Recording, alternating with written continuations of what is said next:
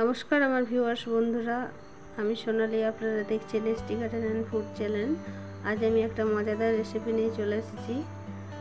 আজ আমি বাতাবি লেবু মাখা রেসিপিটা শেয়ার করব।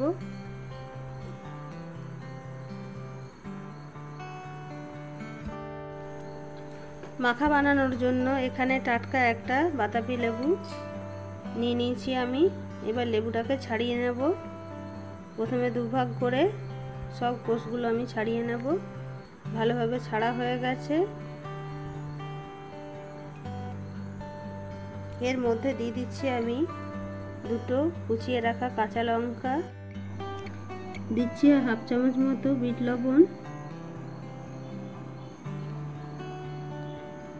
হাফ চামচ মতো লঙ্কার গুঁড়ো, হাফ চামচ মতো ভাজা মশলা,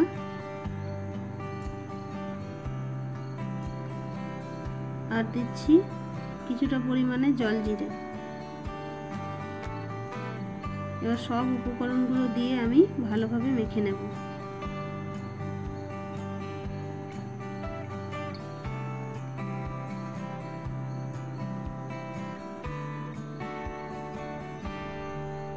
বিকেলে বা দুপুরে এইভাবে মেখে খেলে দারুণ লাগে। বাড়ির সবাইকে দিলেও খুব পছন্দ করে। ঝটপট এইভাবে বাতাবি লেবু মাখাটা বানিয়ে নিন।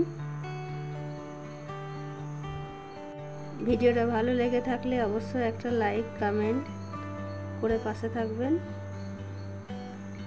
ভিডিওটা দেখার জন্য অনেক অনেক ধন্যবাদ। সবাই ভালো থাকবেন, সুস্থ থাকবেন।